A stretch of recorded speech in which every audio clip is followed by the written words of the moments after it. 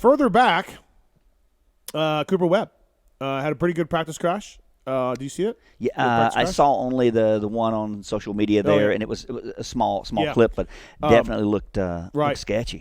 His start in his heat race was horrendous. I don't know what was happening. It was like mine at the World Vets. It was pretty bad. It wasn't that bad. Probably not. Not that bad. And then sixth in the main, just kind of a quiet sixth. I mean, he caught Barsha at the end, but Barsha had already had a pretty good one, while he was in second. So I think, with 5 rounds left and he's banged up from a few weeks ago, and then maybe he's banged up again from this weekend. We don't really know from practice.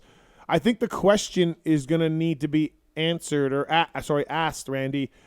Will he win this year? Will he win a Supercross this year? Yeah, and I think certainly this weekend off is going to help him, right, to recover. But certainly he's riding a little banged up. I saw the pre-race conversation about it, a small hairline fracture, and it's not in a big, not in a real low, high load area or what have you. Anyway, but it's not quote affecting him. But if you're riding with some form of injury, you're compensating in some way, right? Yeah. And maybe that compensation then yields to additional injuries, right? Like we saw happen with Cincerillo. But it'd be interesting to see if he does win a race. And like you and I were talking about. I was wondering, has anyone ever, how long has it been since someone who won the championship the previous year maybe didn't win the following year? And you mentioned Anderson in 18, right? Yep. So I forgot about that one. But yeah, you would assume that someone who wins a championship any given year, you would assume they certainly would win some or multiple races the following year. You would think so. Now, I'm just going to double check my. I don't believe that because Anderson got hurt early on, and I don't believe he won that year. But obviously after winning the championship.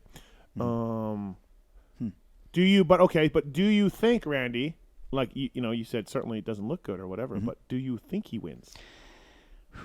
He did not win in 19. He got hurt. Yeah, okay. Hurt pretty early in 19. I could see Atlanta playing into Webb's favor. Yeah, a little more spread out, a little more rutted maybe. I could see that maybe. Not sure. Honestly, I wouldn't be surprised. We got a waffler.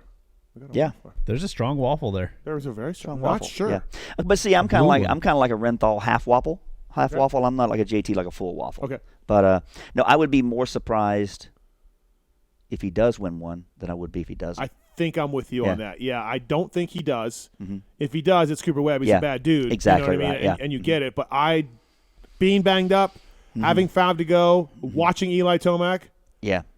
I don't know if I like his odds. You know what I mean? But he's back with Alden Baker too, and that's a plot twist none of us saw coming. Yeah, which I listened to Jason Wygant's podcast on that, and I'm not familiar with him. Yeah, so he works with a company called Racer X, and they do their print publication and online and stuff like that. They have social media. Pretty good company. Yeah.